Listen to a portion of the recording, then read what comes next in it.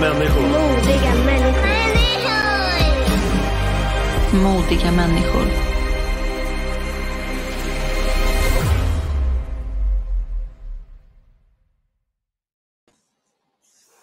Hello and welcome to Modiga Människor. This is episode 130. My name is Soja Zachariasdotter. Today you will meet Cristian Terhes. He's a member of the European Parliament. First, I just want to remember you that this channel do not exist without your support. All the information is in the text below. And I want to say a big warm thank you to all of you who already support this channel. And now I want to introduce Cristian. Hello. Hi, thank you so much for having me. Yeah. And you're with us live from, you're in Washington, D.C. now? Yes. Right now I'm in Washington, D.C. Yeah, it's very early. I mean, we actually started this conversation when it was 4 o'clock in the morning for you. Yes. So I guess you haven't been sleeping a lot, but... I haven't been sleeping too much tonight, but, that's fine. Yeah, so I'm extra grateful for you being here. My pleasure. So on the 5th of September, I saw this interview with you, and it's from the Parliament, isn't it? Yes. Yeah, and you asked some questions to the CEO of Moderna. Of Moderna, yeah. And it was not necessarily an interview, it was more like an inquiry. No, it wasn't an interview, but I saw it on, the CEO of Moderna, Stéphane. Bancel. And the executive vice president of AstraZeneca, Iskra, Reic. Yes. Yeah. And did they take your questions serious? Well, usually they take all the questions, from my colleagues seriously. The problem is they don't answer the questions that they've been asked. So in my case, for example, one of the main questions that I've asked is when are they going to publish the contracts, the unredacted version of the contract signed between, in this case, Moderna and the European Commission. And he did not even answer the question. He just passed it on. Yeah. And there were many other issues raised by other colleagues. For example, the issue of transmission of the virus, because we were told initially that the virus or the vaccine is going to not only give you immunity from being infected with the virus, but also protecting the one around you from getting infected, because this so-called vaccine is going to stop the spread of the virus.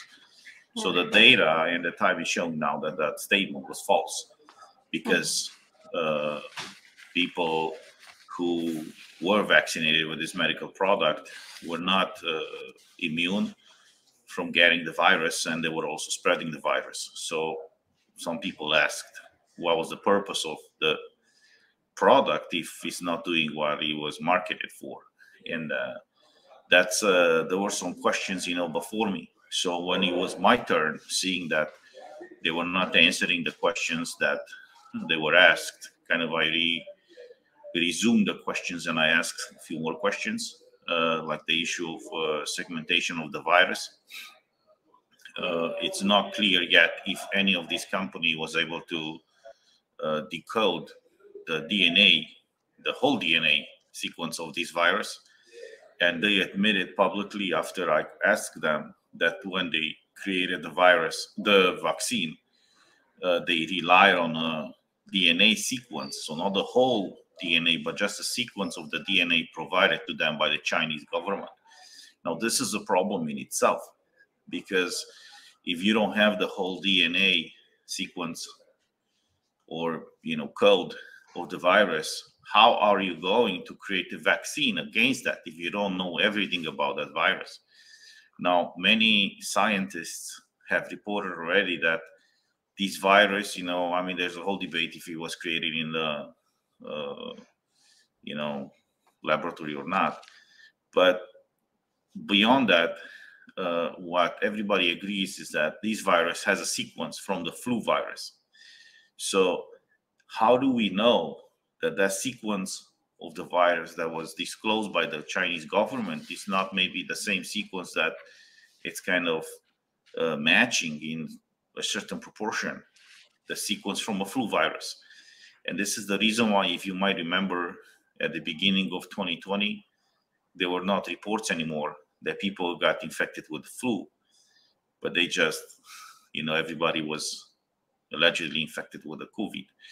So this was one of the questions that I'm glad that they answered. They admitted that when they started working on this version of the vaccine in the beginning of 2020, they relied on the sequence provided to them by the Chinese government, which is just confirming the many allegations, I would say, and some people call them conspiracy theories, but they were not conspiracy theories. They proved to be right, that they haven't relied on the whole decoded DNA, I would say, of the virus. And you say, you ask so good questions, and I've been looking at this, not interview, this, when you question them several times, and I can so easily see that they kind of slide away from answering. Yes. But when you say you have data that shows that you tested this vaccine since 2017, 2018, 2019, but you say we only found out this virus in December 2019. Yes. I mean, that's the data that they've submitted to EMA. EMA is the European Medical Agency, the equivalent for CDC in the United States, for Central for Disease and Control. And I've asked a question or a set of questions to EMA in 2021 to provide me certain details about the way they authorize these medical products. I'm kind of calling them medical products more than vaccines, because they are not real vaccines according to the definition, because a vaccine should provide you immunity from getting infected and from spreading the virus, and these medical products are not doing that. And when I asked EMA to provide me answers to these questions, one of the questions was when exactly they approved or they started the tests on animals and when on humans, because there were some allegations that in at least one case, the tests on humans started before the tests on animals. And I received the answer from EMA. So that's when I received the answer. It showed me that they tested this, or at least Moderna in this case, tested the vaccine, the mRNA vaccine, on animals from 2017, way before we knew about the virus in Wuhan. And I asked the CEO of Moderna about that. And what he said is that they were testing the technology, not necessarily the virus against COVID. But that's a problem in itself. Because if you look historically, the mRNA vaccine technology, let's call it that way for now, it's not something new. It was developed, decades ago. But the reason why it was not put on the market and be promoted, for example, in mass, is because of its side effects that the scientists discovered down the road. And one of the side effects of this kind of technology is that it's affecting your immune system. And we see what is happening now with myocarditis, pericarditis, autoimmune illnesses, all over the place now. And this is it's a problem that apparently nobody wants to address, seriously, but it is a problem. And, that was one of the questions that I asked the CEO of Moderna, and he slightly answered, but he admitted that they were doing these tests since 2017. shouldn't all politicians with the people's best in interest ask these questions?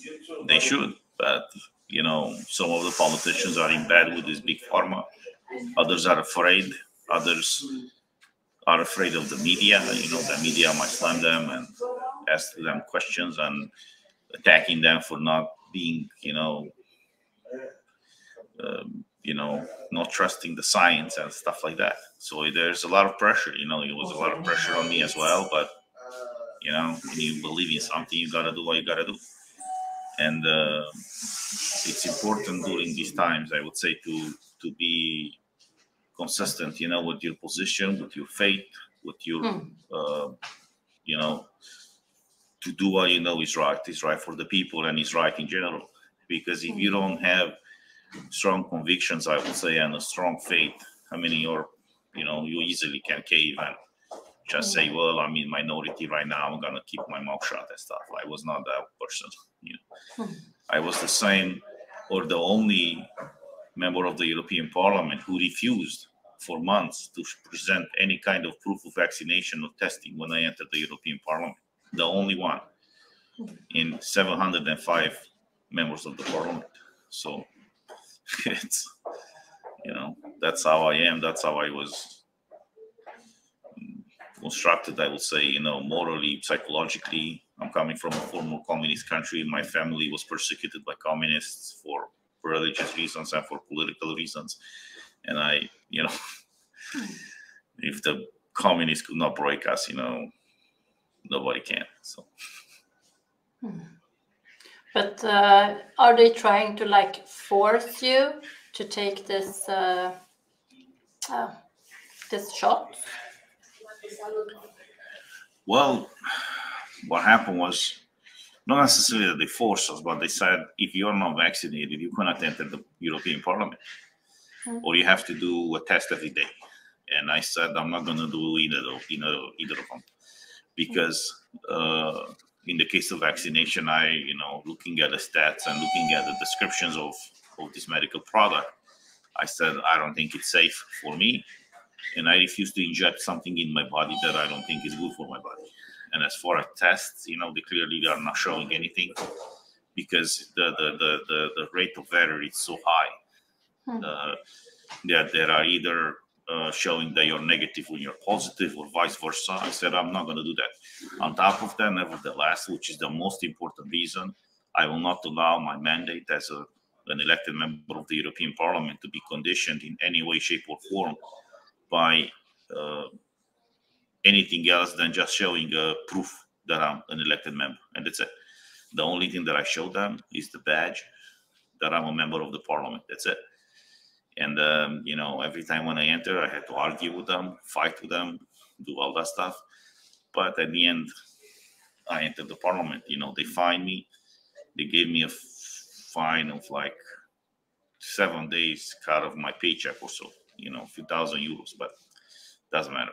It's the fact that I was on the right side of this issue is the most important thing. So they tried to punish you. They punished me. Tried, but they tried to make you do what they want. I mean, yes. Of course they punished you, but I mean, this is like a kindergarten thing. I mean, you don't punish grown-up people. I mean, even in that committee, when the CEO of Moderna was there, when I asked questions, you know, the last question, you know, I passed the 2 minutes, you know, time that they gave me. And the chair of the committee said, well, next time I'm going to reduce 40 seconds of your next question. I said, come on, man. It's like, you know, they came here to answer questions. They are just avoiding answering questions, you know, so you are talking about 40 minutes or 40 seconds, you know. I mean, the questions you asked, they are very relevant, and they are of huge importance for us, the people. Yeah. And the only thing I could hear was that they kind of got stuck in you taking too much time, and yes, yeah. It's specific to that. You know, they try to avoid the real issues to be discussed over there. Everything that you see in the European Parliament is just BS. It's not. They are not real debates. They are not real fights. They are not real discussions. Many things are done behind the scenes without regular people to know or to even have an idea what is discussed. So you are just see after a while certain European laws that are affecting our rights and our freedoms, and people are asking, how that happened, and we are just, all saying, well, we don't know because, nobody told us anything. So in this case, because I'm in this committee, the COVID-19 committee in the European Parliament, when I have the chance, I ask any questions I think are important for the people to know. And you will see that there was one of the commissioners, Vera Jourova, in one of this committee, and she claimed that the green certificate was not forcing people to be vaccinated. This is what she said. These were her words. And when I heard that, obviously I went ballistic. I said, how can you even say that? How can you look people in the eye and say something like this when we know for a fact that the green certificate affected people in such a harm way, forcing them to be vaccinated against their will? That's the whole problem. But see, now they try to rewrite the history. Yeah. You, Ivan, I'm not sure how to pronounce Vilibor Sinčić, yes. Sinčić, yeah, and Christina Anderson. You three together actually stood up in the parliament in a video that went viral, and I think when you did that, you three were my heroes. Yeah. There was another MEP from Italy, Francesca Donato, and then others joined our group, I would say. We started this last year when the green certificate, or in the fall of last year, when we realized that they are not going to stop the madness with the green certificate. And we said, we had discussions in the plenary, and when we saw what was happening, we said we have to go public, and we did. We had periodic press conferences where we talked about this, and then in the fall and winter of 2021, 2022, I was invited to many protests around Europe, in Belgium, in Brussels, in Amsterdam. I was at one protest at the beginning of 2022 in Sweden. Yes. And it's I hope that the European people will realize what is happening and take a stand against these tyrants. Because at the end of the day, the solution to everything that is happening is still democratic solution. You have to elect these people out of office, not only the people who are directly responsible, but by what happened, but also people who supported what happened, and I mean the parties. That was the kind of campaign that we ran in Romania, and Romania was one of the, I think, if I'm not mistaken, the only country in Europe, in the EU, that did not implement the green certificate by law, because the members of the parliament, when they saw the kind of messages that they received from people and the kind of protests and public pressure, they said, no, we are not going to do that. And we told them, I said, if we vote for this, we will never ever vote for your party anymore, regardless if it's a local election or general election. So that was the kind of message that we conveyed, and it made a difference. I'm so glad that you did this. But you're telling me that you went around in Europe and to a lot of things. What's the word? Demonstration. Protest. Yes. Yeah, protest. And in the news, I haven't been reading anything about you doing this. So, now we can come into censorship, because the censorship in the media is big. It's very huge. Yes, there's a huge censorship, and it is revealed now by by members of Congress, because by the U.S. Congress, because we've seen what happened in the past 2 years when someone complained about certain issues with these vaccines. For example, they were banned on Facebook or on YouTube or Twitter or so. And nevertheless, just recently, for example, there was a group on Facebook with people who talked about the adverse effects of these vaccines. And the group was deleted by Facebook, and it had over 250,000 people. So, I mean, this is clearly a censorship here. Yeah. So when you ask about like vaccine injuries, do you get any answer? Do you get any straight answers? The general answer that we receive is that the states are responsible for the liability. In other words,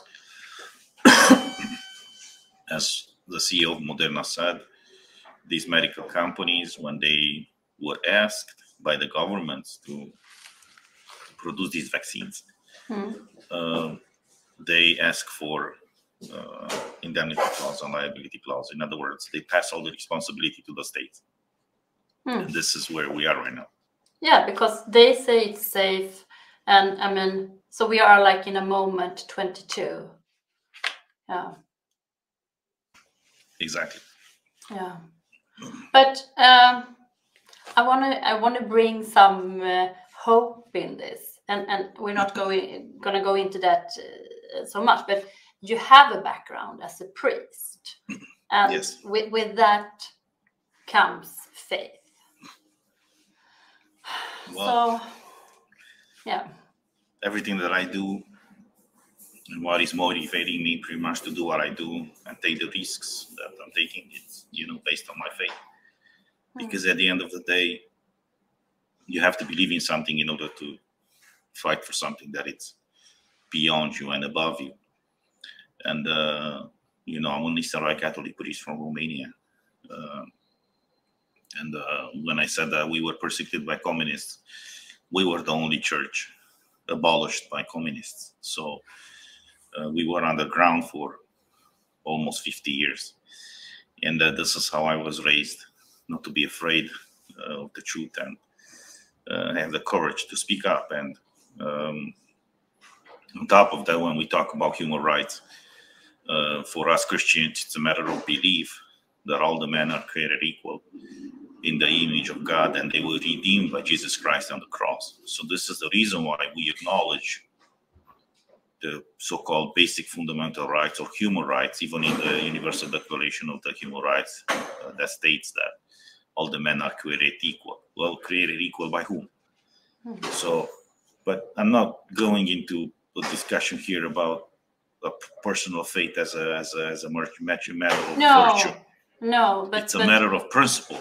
Yeah. What I'm talking here, that if we in the Western world, the way our society developed is based on this concept that every man is created by God in his image. That's the reason why he has fundamental rights and personal dignity, not a commune dignity, a personal dignity. This is the reason why every person, every individual, it's important to have his or her rights respected by the government. So what we've seen happening now, we've seen even unelected people playing God and putting people at risk, even at losing their lives, as we see happening now with the side effects of the vaccines, which is not fair. It's not correct. It's not just. So, it's for me, this is one of the reasons that is motivating me to fight the fight I'm fighting. So, but as far as hope, I would say it is important for all the people to realize that this is a fight. I would say it's not the right or left matter. It's a right and wrong matter. And we need to be on the right side of the issue. And the right side is to fight for respect for everybody's rights. If you want to be vaccinated, I don't have anything against it. Get as many boosters you want. But my problem is when you make this medical product mandatory, or you force people to take it against their will. That's the problem. And we should not allow the government to do this, because once we create this precedent, all these bureaucrats will use this precedent to gain more and more power against our rights, I would say, and against our freedoms. And we see this happening right now at the level of the European Union, because they want to impose the unique digital identification. Now they want to move to digital currency. They want to move to European wallet ID. And all these things were slowly but surely, you know, they want to control all of our lives, which is not okay. No, absolutely, and that brings me back to one of the questions you asked, and that's about their contracts. When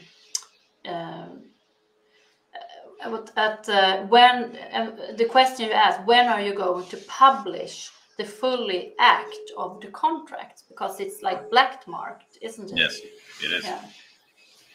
They haven't answered that question. No.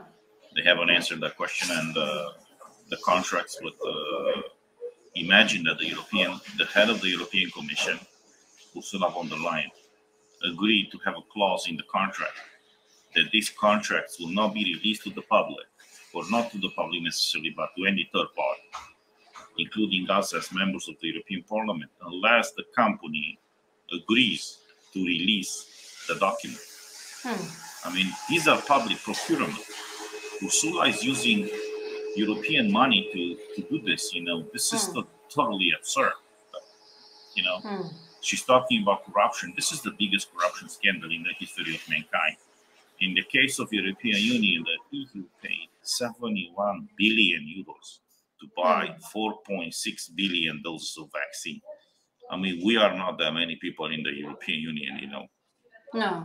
That means that every person, every human being in the European Union, or for every human being, she purchased 10 shots, which is absolutely insane. You know, she's out of her mind. And imagine that even now, after 2 years, we cannot see the content of these contracts, which is totally absurd, and it's not democratic at all. And I think, I mean, in the back, how they are back here in what? I'm at a lobby of the hotel here. In the background of what you're saying, I mean, it's a big, huge problem that they are doing the vaccines mandatory, but they don't want to show us what's in it, or no. Exactly. So here's something that they do, because they're very tricky with it. They are not saying that the vaccine is mandatory, because that would be illegal. They do the following. Under the pretext of facilitating, see, they use these words, they play with these words. Yeah. And they say the green certificate, what the green certificate does, it's facilitating the exercise of your freedom of movement. So when you accept this premise, you put yourself in a position where the government is going to condition how your freedom of movement is exercised. So they say the following: we are not forcing you to be vaccinated. We are just saying that if you are not vaccinated, you cannot travel anymore. Because we're not forcing you. Are we forcing you to travel? No, you can stay home. Are we forcing you to do whatever? No, we don't. But unless you have certain things, you cannot do it.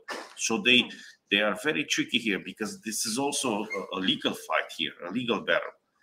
And, you know, they were able to occupy pretty much, to conquer the courts, the European Court of Human Rights, the European Court of Justice. And if you go to these courts, you know, they will just either dismiss the case or they will reject your case.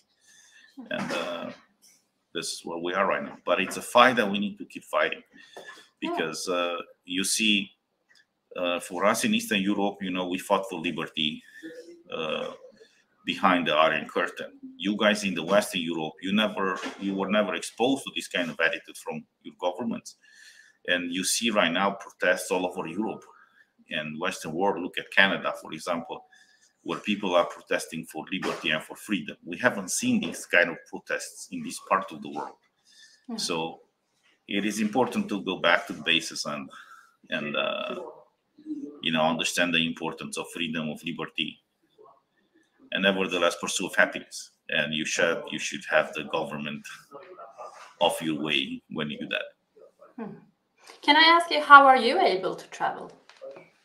I have a diplomatic passport, and when I travel to US right now, I'm a US citizen, so I did not have to have a vaccination or something. But every time when they ask me, where I travel, I just show the Treaty of the European Union that clearly states that a member of the parliament cannot be banned, from traveling when he's going, out of work. So,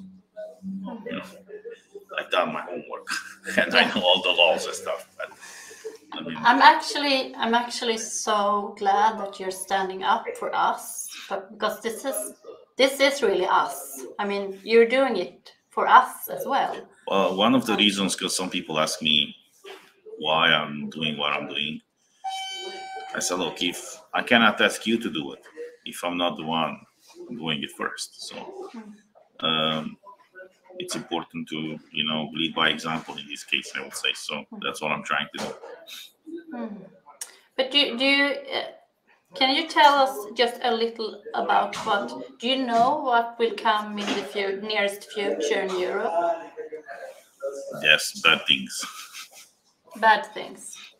Well, the digital identity is the biggest threat to our freedoms and liberties, because with this, when you move everything digitally, they are able to control everything that you buy and everywhere you will go. And you combine this with the fight against carbonization and the so-called carbon footprint. Imagine that everything that we buy, if everything will be digitally done, you don't pay cash anymore, you don't pay by credit cards, you have everything in the wallet ID. And then that wallet is connected to you as a person, as an individual. They're able to track, for example, everything that you buy. Every product or service that you buy will have a carbon footprint associated with it. They want to reduce the carbon footprint by 55% by 2030 or so, something like this. Fit for 55 is called. And they will force people to change their behavior. Ursula von der Leyen said in 2019 that carbon emission has a price that must change our behavior. So who is the one putting this price? It's them. So they want to do that in order to change our behavior, and some people will make a lot of money and many people will lose a lot of money and will be poorer and poorer. I mean, look what is happening in countries like Netherlands, for example, where they are forcing farmers to close down. I read news that in Norway or in Sweden, for example, farmers are not able to sell their products anymore because the electricity price is too expensive. And this is what is happening. So in parallel, they want to force us to eat cockroaches and God knows what else, under the pretext that they don't pollute that much. And it's a way of for the government to control our lives even more, which is a problem. And you will end up like in China, where you will have a social credit score, and if you say something or you do something that some bureaucrat thinks that it's not okay or against whatever they consider it's okay, they will punish you by reducing your social credit score or by giving you some credit if you do whatever they consider it's fit. So slowly they want to take away all of our rights, which is a problem in itself. Yeah. So what is the solution, Cristian? Because this is not the future I want to live in. Yeah, me neither. I lived in such a world in communism, and I don't want to do that anymore. The solution is to fight, use all the democratic methods that are at our disposal. And when you have elections, you have to vote people in offices and parties that are supporting respecting your rights and freedoms. In the month of May 2024, there will be another Europarliamentary election. it's important for people to wake up and kick out of office all these parties that supported the green certificate and all these abusive measures that took place in Europe in the past 2 years. It is at the end of the day the only solution, a democratic solution. Do you think we are enough people with knowledge to change this situation? I think we are enough people to make the issue public and put the lights on the problem and wake up other people. So that's the reason why it's important for us to speak, and it's important the stuff that you also do. It's very important because you have all these shows where you talk about these important issues, and people who are listening to you and to others, they have to spread the word. It's the only way to do it because they control the media, they control the social media, and at the end of the day, we are more than they are. We are not having a loud voice as they do, but if we all start speaking up, we will realize that we are in majority. That's the reason why we have to not be silent, but keep talking about what we believe in, and the more and more people will follow us. Yeah, and that's where the word faith comes in again, because believing in God or whatever, I mean, we still need faith. Yes. Without faith, it's hard to even wake up. Well, you need something to believe in, that it's above you, and more important than you. And this could be faith in God, faith in principles, faith in whatever you want, in society, in human beings, in mankind, in whatever. It's just a matter of faith. You have to fight for something that's not about or just about you, or about your family, or just about your friends. It's something bigger than you. Yeah. And this is what we have to convey to all these people, that this is a great cause to fight for, because even if you don't have faith in God, I mean, that's your personal choice, but there's no reason to accept that the government will control you the way they want to control us. What is the reason for it? The communists have done the same thing. That's not okay. It's against our Western world principles, I would say, against the principle of democracy, of human rights, of transparency, of everything that made our society great. So, if I understand right, I mean, you have faith for the future. I do, because we are the one making the future.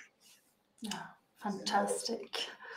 And I'm so glad. I mean, I can see the sun rising where you are. And, and just stay. I think this is the time to end the interview. I mean, you have a busy schedule, and I'm so happy for you being here. Can you just stay like a minute after? Or is it some last word you want to tell the audience?